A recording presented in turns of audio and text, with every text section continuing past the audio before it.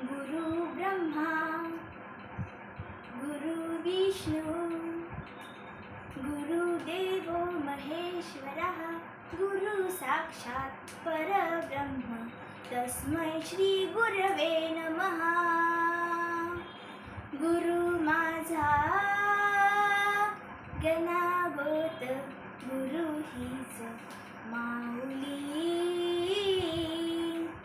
गुरु स्पर्श दूर करी दुःखाची सावली गुरु भेटीसाठी झाली जीवाची काहिली भक्त तुझा गुरुदेवा पुरता आठल भेटला विठ्ठल माझा भेटला विठ्ठल भेटला विठ्ठल माझा भेटला विठ्ठल।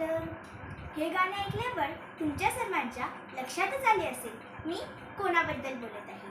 हां, अगदी बरोबर ओळखलं तुम्ही। मी धर्मवीर आनंद दिघे व त्यांचे शिष्य आपले माजी मुख्यमंत्री एकनाथ शिंदे यांच्याबद्दल बोलत आहे। गुरु शिष्याची ही जोडी धर्मवीर या सुप्रसिद्ध मराठी चित्रपटातून आपल्या सर्वांच्या समोर आहे। आनंद दिघे हे देवधर्माबद्दल अतिशय सजग होते।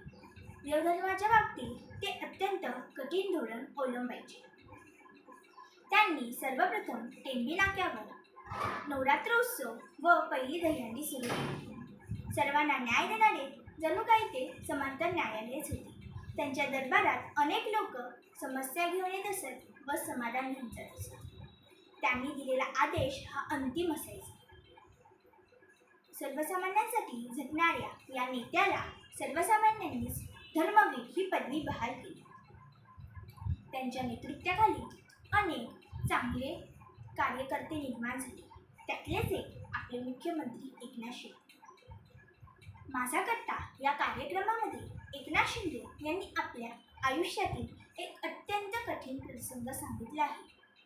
तो म्हणजे एका अपघातात त्यांची 2 मुले गेली आणि त्यांचं आयुष्यच बदललं। 2 जून 2000 मधील ही घटना। मुले खेळत होती, बोटिंग करत होती आणि अपघात झाला।